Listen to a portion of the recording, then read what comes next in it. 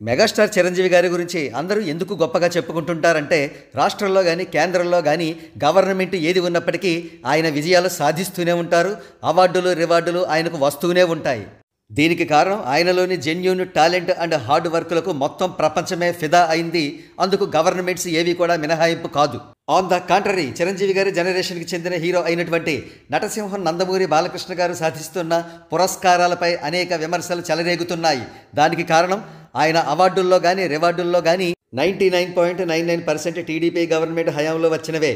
పూర్తి స్థాయి సాక్ష్యాధారాలతో ఉదాహరణలు గమనిద్దాం. ప్రస్తుతం ఆంధ్రప్రదేశ్లో కూటమి ప్రభుత్వంలో టీడీపీ ప్రధాన భాగస్వామిగా ఉన్న విషయం అందరికీ తెలిసిందే. ఈ గవర్నమెంట్ హయాంలో ఈ సంవత్సరమే పద్మభూషణ్ అవార్డు బాలకృష్ణ గారికి వచ్చింది. సరిగ్గా ఇదే సంవత్సరం తాజాగా national best award for regional film కేటగిరీలో భగవంత్ కేసరి ఎంపికైంది. ఇకపోతే బాలకృష్ణ గారు 100కు పైగా సినిమాల్లో నటించినప్పటికీ ఆయనకు 3 ఇండస్ట్రీ హిట్లు మాత్రమే ఉన్నాయి. అవి ముద్దుల మావయ్య, సమరసింహారెడ్డి, నరసింహనాయుడు. ఆ 3 చిత్రాలు కూడా టీడీపీ ప్రభుత్వం అధికారంలో ఉన్న సమయంలోనే రిలీజ్ కావడం గమనార్హం.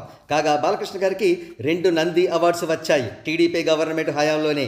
అదేవిధంగా ఒక ఫిల్మ్ఫేర్ అవార్డు, ఒక సీమా అవార్డు, ఒక టీఎస్ఆర్ అవార్డు కూడా ఆయన టీడీపీ గవర్నమెంట్స్ హయాంలోనే దక్కించుకున్నారు.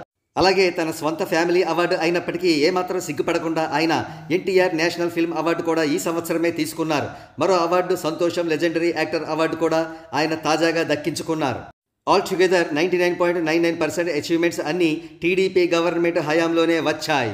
ఈ సాక్ష్యాలన్నింటినీ చూపిస్తూ కొంతమంది టీడీపీ అధికారాన్ని పూర్తి స్థాయిలో బాలకృష్ణ దుర్వినియోగం చేశారని ఆక్రోశం వెళ్ళగ్రక్కగా, మరికొంతమంది మాత్రం బాలకృష్ణ గారికి మంత్రి అయ్యే సీన్ కానీ సీఎం అయ్యే సీన్ కానీ ఏనాటికి లేదు కాబట్టే ఆయనకు కంటి తుడుపు చర్య కింద చంద్రబాబు గారు ఈ వరాలన్నీ ప్రసాదిస్తున్నారని అంటున్నారు.